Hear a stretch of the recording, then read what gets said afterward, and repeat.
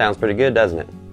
Hi, I'm Simpson with CallingAllTurkeys.com, and this is Mouth Call Mechanics. In this short video, we're going to discuss the turkey mouth call, the parts that go into making a mouth call, how it's put together, and then we're going to discuss what you need to do to produce realistic turkey sounds as well.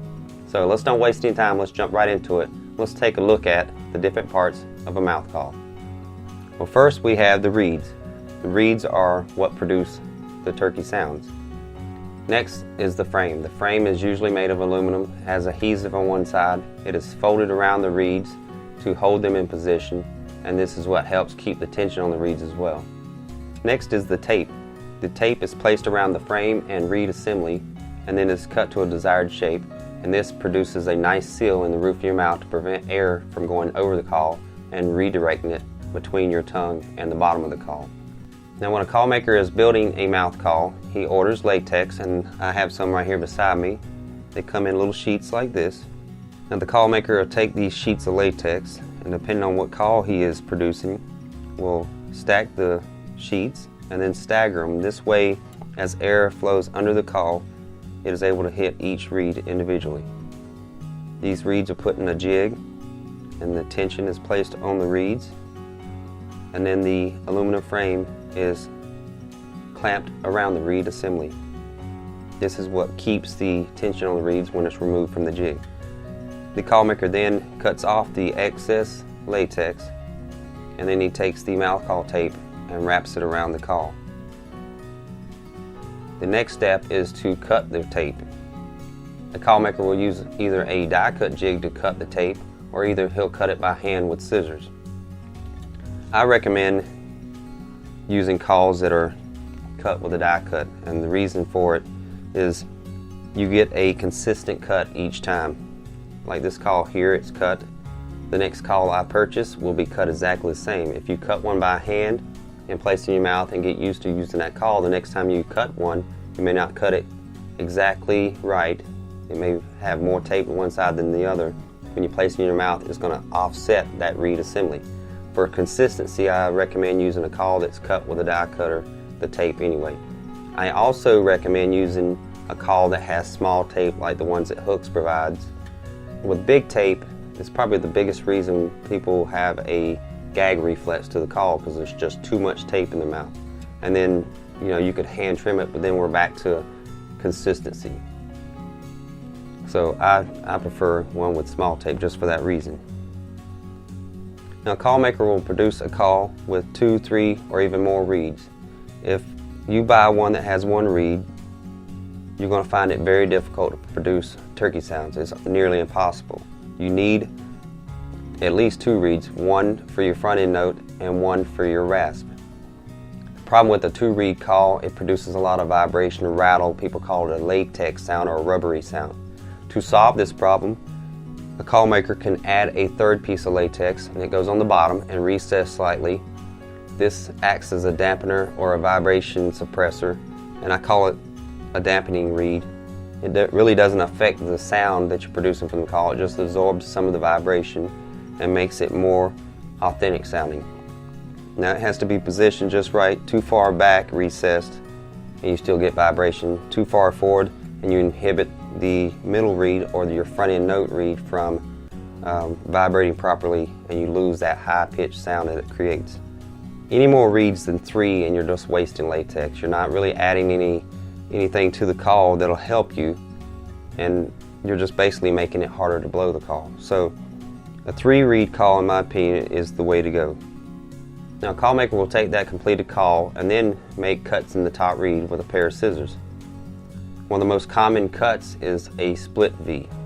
From this cut, you can produce almost every other cut that's commonly sold. I have some right here beside me. Here is the split V, and it's simply made by placing the scissors under the call, under the top reed, and making a slit to the right and then one off to the left, producing the shape of a V. From there, you could take and remove a section of the top reed on the right hand side of the V, producing a combo cut. If you did the opposite of that and remove the section of latex to the left of the V, you have a reverse combo cut.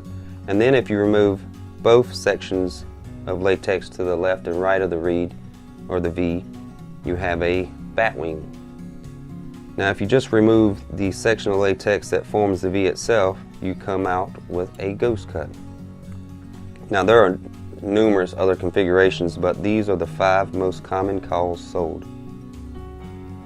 In my opinion, the split V call is probably the worst call to reproduce authentic turkey sounds, and here's why. The reed right below the top reed is where you get your front end note, all the high pitched sounds, your keys, your little pips and whines, all those sorts of high pitched notes is where it comes from, is that reed directly below the top reed. Well, in order for it to vibrate when you pass air below the call, it needs to be missing a section of reed out of the top reed in order for it to allow it to vibrate. A split V offers very little area for that call to vibrate. It's only 2 small little sections, and they're so small that it really inhibits that second reed from vibrating. So it's almost impossible to produce a front end note on this call. Whereas the ghost cut or the bat wing cut, or either one of the combo cuts, reverse combo or the regular combo, those have a nice chunk of latex missing out of the top reed, which allows that second reed, or the front end note reed as I call it, it allows it to vibrate, an area for it to vibrate. The problem with turkey calls and turkey callers is they randomly buy a turkey call thinking they can reproduce turkey sounds.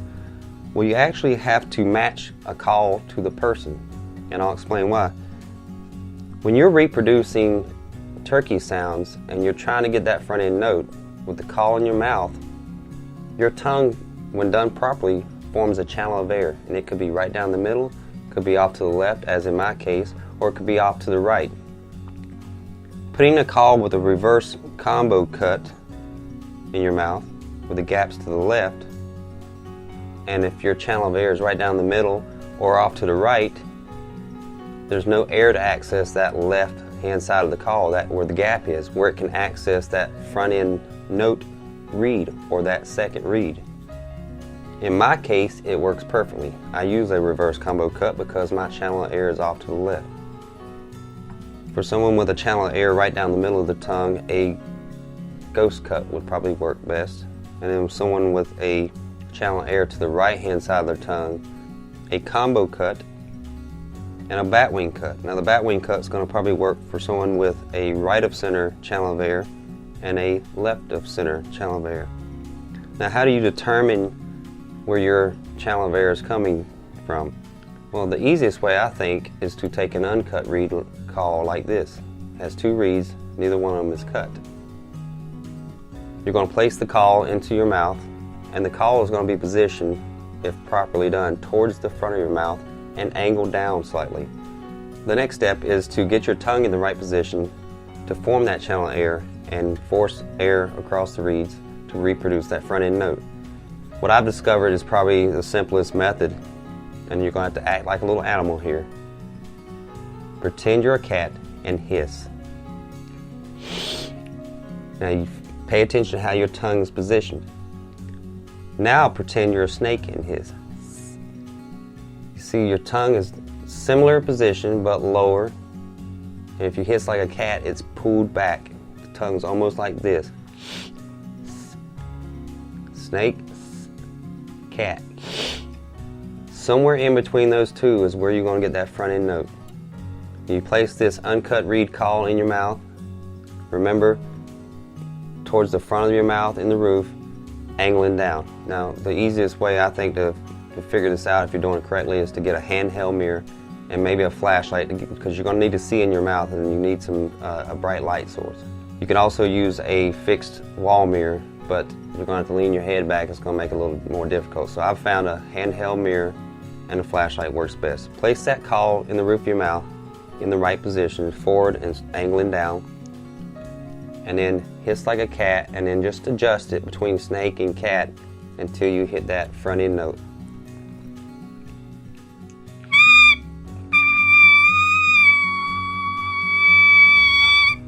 it should come pretty easy. At first you may struggle just a bit, but it won't take but a few seconds. Now play around with that a little bit and get used to producing that sound. And once you get a consistent sound, continue to practice that and to where you can stick the call in your mouth and produce it right away. Once you've done that, take the mirror and your flashlight and look again in your mouth and produce that front end note with your mouth partially open. Now pay attention to where that channel of air is formed in your tongue. Is it in the center, left, or right? Wherever it's at, it's going to determine the cut configuration on the call you use for the rest of your life, most likely.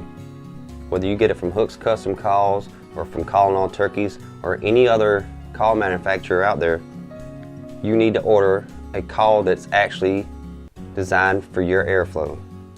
I am a left of center airflow person or caller, so the call for me is either a bat wing or a reverse combo cut. Once you've decided which call is for you, take that call and put it in your mouth just like you did for the uncut call, but don't try to make raspy yelps first. You want to continue practicing your front end note and get it with this now cut call. You notice that sounds almost exactly the same as that uncut call. That means you're doing it right. You're getting the right sound and you're not activating that top reed. Now practice getting that front end note consistently on this new cut call, and once you've mastered that, now you want to attempt to produce the back end of the call, the raspiness of the yelp. You do that by relaxing your tongue a little bit. Just create that high pitched front end and then relax your tongue. What happens is that channel produced in your tongue that forces the air across the call relaxes and becomes wider, allowing air to hit the reeds that are sticking out from the top reed. That's going to give you a rest.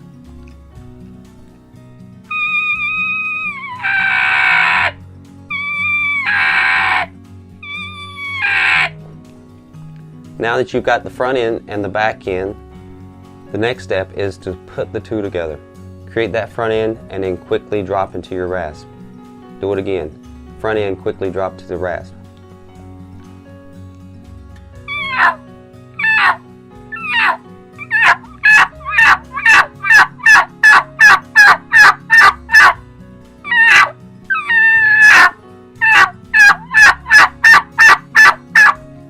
And once you've got those two put together, you can start adding realism by using your lips, closing up and opening them up, closing off that call, putting some jaw action into it, working the call. You'll figure all these things out, but once you get that front end and that back end, everything else will just come so much easier.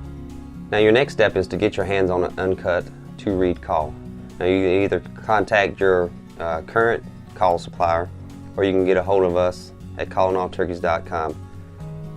We're providing a call package that will include a 2-reed uncut call to produce your front end note,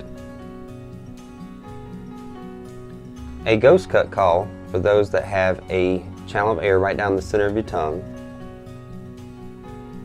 a combo cut call with those that have a center of air to the right side of the tongue, and a reverse combo cut call for those of us that have a channel of air to the left side of your tongue. And once you receive your package, you're going to take the 2-reed uncut call and use the instructions we gave today to reproduce a front end note. Once you master that, use your mirror, determine which side of your tongue the channel of air comes down, and then pick out the call that's best for you, ghost cut, combo cut, or reverse combo cut. From then on, you're set. You'll reproduce a complete front to back yelp, and then from then on, it's keys, clucks and purrs, whines, you name it, you've got it. Cackles, fly down cackles, cutting, it all comes naturally after that. I hope you enjoyed this video and I hope it helped a lot. Give us your feedback. Head on over to callingallturkeys.com or our Facebook page at callingallturkeys.com and let us hear your success stories. Thanks for watching.